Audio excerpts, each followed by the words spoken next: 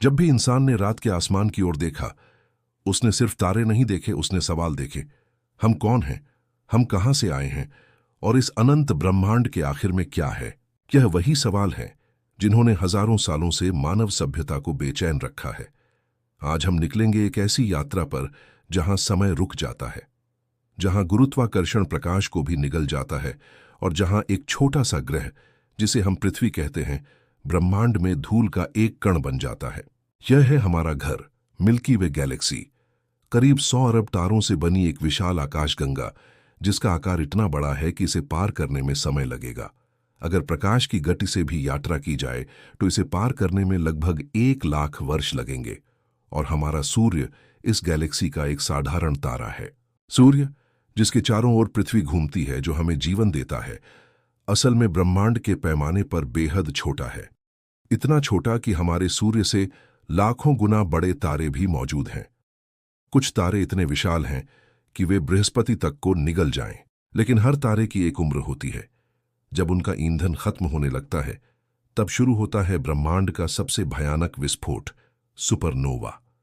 एक ऐसा धमाका जो कुछ सेकंड में उतनी ऊर्जा छोड़ सकता है जितनी हमारा सूर्य अपने पूरे जीवन काल में छोड़ेगा। और इसी विस्फोट के बाद जन्म लेते हैं ब्लैक होल। ब्लैक होल ब्रह्मांड की सबसे रहस्यमयी वस्तु, एक ऐसी जगह जहां गुरुत्वाकर्षण इतना शक्तिशाली हो जाता है कि प्रकाश भी वहां से वापस नहीं लौट सकता। उसके पास जाने वाला हर ग्रह, हर तारा, यहां तक कि समय भी धीमा पड़ने लगता है। वैज्ञानिक मानते हैं कि हमारी गैलेक्सी के केंद्र में भी एक विशाल ब्लैक होल मौजूद है, जिसका द्रव्यमान सूर्य से 40 लाख गुना ज्यादा है।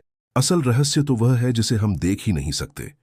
वैज्ञानिकों के अनुसार पूरा ब्रह्मांड सिर्फ 5% दिखाई देने वाले पदार्थ से बना है। बाकी 95% डार्क मैटर और डार्क एनर्जी है।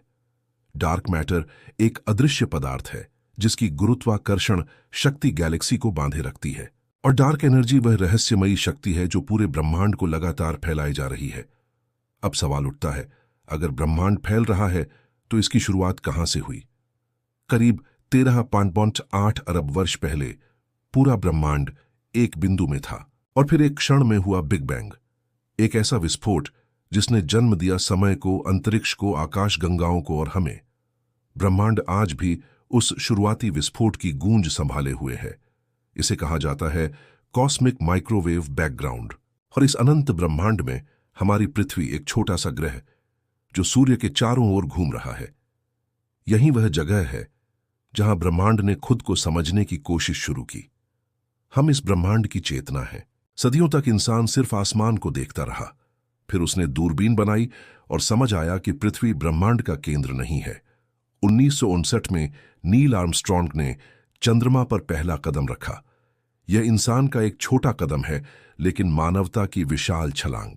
आज हम मंगल पर रोवर्स भेज चुके हैं, शनि के छल्लों की तस्वीरें ले चुके हैं, और हमारे यान सौर मंडल की सीमा पार कर चुके हैं।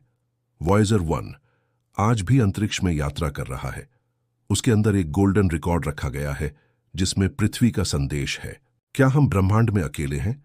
हमारी गैलेक्सी में अरबों ग्रह हैं, और वैज्ञानिक मानते हैं कि लाखों ग्रहों पर जीवन संभव हो सकता है।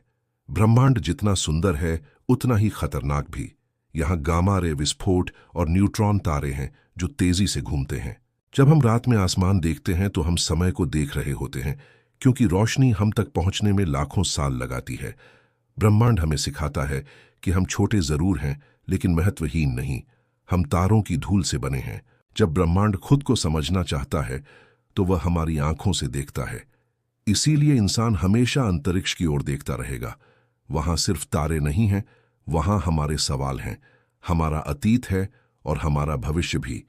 यह ब्रह्मांड अनंत है और हमारी खोज भी।